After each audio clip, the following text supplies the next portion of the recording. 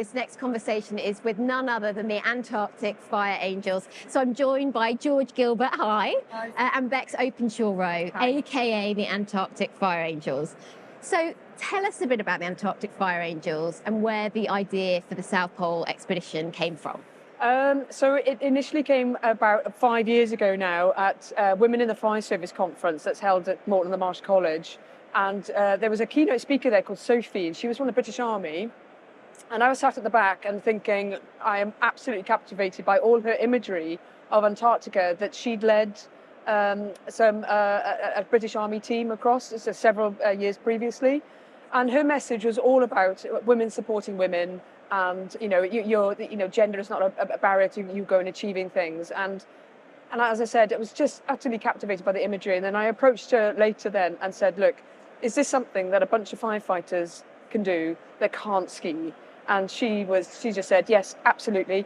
Here's my phone number, a complete stranger. Here's my phone number. Just get in touch. And when you're ready, we can chat further. And that's where it was all born from. And I was at the same conference that weekend, but me and George didn't know each other at this point. So I'd listened to this amazing talk as well and was massively inspired, but not quite as much as George to go and ask it, to get the number, But we were complete strangers at this point. So little did I know how my life would change for the next 4 or 5 years. Yeah, it's crazy, really, when you think about it. And then what were the next steps? What started happening from there on in? So it was kind of like getting the team together. So right at the beginning, those 4 years ago, we were actually a team of 6 right at the beginning. No idea what we were letting ourselves in for. We were, completely unaware of the amount of time it's going to take, completely take over our lives. All of the planning, logistics, the training, the research, the fundraising. The 4 years was a real roller coaster, wasn't it? And it was like a full-time job on top of our already, full-time jobs as firefighters. So, a crazy 4 years before we'd even got to the expedition. Yeah. And how did you find each other? I think it was just true because we were originally a team of 6. And so we had, because I'm South Wales Fire Rescue Service and Bex at the time was London Fire Brigade. So we had the 2 different brigades. So there was 3 from London and there was 3 from South Wales. And then that's how we met. So I put a bit of a call out and then that's how we met. And as the team evolved then over the 4 years. Amazing. And why did you choose Antarctica? Well, I think we needed something massive, didn't we? We needed something big, eye-catching, and also to grab people's attention of why we were doing it, visibility as female firefighters and trying to go some way to helping gender bias and things and smashing stereotypes. So we needed something big. We needed to risk our lives, basically, to try and prove a point almost. So it had to be something big, basically. And Antarctica was kind of just, I suppose, because of the imagery and everything and what we'd seen before, it kind of just made sense to us, didn't it? Yeah. And can you describe kind of how it felt when you reached the pole? Like, was it everything that you hoped for? Oh gosh, it was a really strange set of feelings, I've got to be honest, because as we were skiing into the pole, I said to Bex, look, we're in our 5th year now. This has been our lives for so long. And I really need to get to the pole because I just have to finish this because, nearly 53 days is a tremendous amount of time. And it was so hard. It's the hardest thing we've ever done. And yet, at the same time, I was a bit like, well, we need to slow down and enjoy this moment. Bex was a bit more, no, let's just get to the pole and then we'll enjoy the moment. I said, we need to remember skiing in and what this feels like and things. So it's a real mixture of emotions. But when we touched the geographic South Pole, absolute relief and a disbelief that we'd done it. And that disbelief is still there. So we look at imagery of ourselves at the pole, and I'm still looking at it. So when we do different presentations, still looking at the videos going, I can't believe that's us. I can't believe that's me. It's surreal. And Bex, same for you, just incredulous of the achievement. Oh, yeah. I mean, it's difficult to put into words, I think, quite how we felt, being at the bottom of the world. And after, 53 days of being out there. And, it was toughest thing, like George said, toughest thing we've ever done. It was great. It was amazing. It was like being on a different planet. It was just, crazy. And to be at the South Pole at last, and I've been quite obsessed with watching documentaries about the South Pole. What's there? What does it look like? So to be there in person was just, it was mind-blowing, like George was saying. But yeah, huge relief that we made it, because I think our biggest motivation throughout the expedition was not letting people down. Massive, massive. We really carried that weight, didn't we, of expectation really heavily. So that was our biggest motivation. So to finally do it. And I remember thinking, I cannot ski one more step. That's it. I am done. And also, I don't have to stay in that horrible, stinky tent anymore. Yeah. Well, so if Antarctica's your jumping off point, I'm nervous to ask, what is next? Well, yeah, this one is Bex's fault.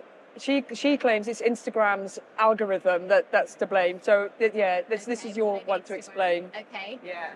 Where is Instagram taking us? So Instagram took me probably about 3 weeks post expedition. So we've been back home for 3 weeks from Antarctica, and obviously both of us said, that's it. We're not doing anything again. We're going to be normal people, sit at home, enjoy ourselves, do nothing. Of course, 3 weeks later, this comes up.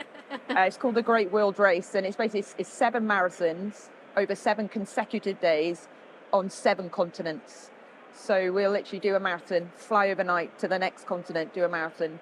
But we're also going to do it in fire gear with a BA set because, for us, visibility as female firefighters is huge and is key. So we feel like we have to do that basically. So we will look cool, but we will be absolutely wrecked. Yeah. What's the timeline for that? So we leave on the 11th of November to fly out to get ready. So not long, couple of months' time. Yeah.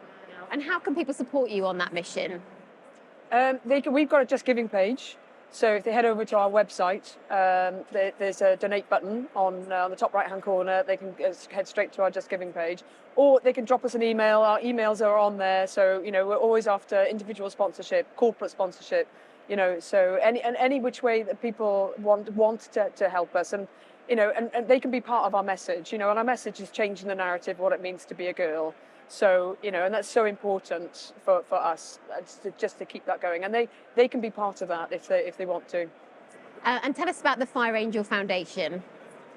Yeah, so we are just kind of in the crux of building a foundation that we hope will go on for years to come, and it involves female fire cadets. So bringing them basically to Sweden. But it's a 2-month program. They'll spend the last kind of week of those 2 months in Sweden, and we want to give them sort of a little experience and a taste of what we've had over the last 4 years in that kind of short time in those 2 months. But also we hope to kind of build their self-confidence, learn about women supporting women, so as they grow into later life, they'll be supporting other women. We're hoping to build leadership and decision-making skills as well throughout those 2 months. And also we're trying to sort of build that bridge between, there's lots of female fire cadets in fire cadets, and we want to try and let them see that being in the fire service is a career for them, and open their eyes to that, not just operational firefighters, but all the other jobs that are involved in the fire service. So that's what we're kind of trying to build now as we go forward as well, yeah. And sort of, as I was learning more about you, I noticed that you do a lot with the Girl Guides as well. Can you tell me a bit about that? Yeah. So so we started negotiations with Girl Guiding at a regional level in order for them to participate within the foundation as well. So hopefully, as we do the initial stages of the foundation, working with the fire cadets, then we can start integrating other youth groups as well. Then young adults, that are looking to just build their confidence and self-esteem and everything like that. So, so we've got hopefully amazing stuff that's going to happen with the foundation, and people that will come in behind us as well and start and continue to carry the message with them of hopefully what we've built, and they can enjoy that as well. So and pass it all on. Yeah, absolutely. And where can people find you here at the Emergency Services Show? So we are on the Draeger stand, so we're being hosted by Draeger. So we're down there, so you can come and see us, chat to us. We love chatting to people about what we're doing and getting other people involved and inspire other people to go and do stuff as well. So yeah. And is the Emergency Services Show, is it a special date in the diary for you both? Yeah. Every year. Yeah. We've come every year since we started planning the expedition. So we've come every year. So, and you meet like-minded people and other amazing people that are doing other amazing stuff as well. And also the dogs. I mean, Yeah. You get distracted by the dog. Everybody gets distracted by the well-being dogs, don't they? So yeah. Amazing. Well, thank you, Bex. Thank you, George, so much for talking to us. Really, really inspirational. Thank you both. Thank you so much.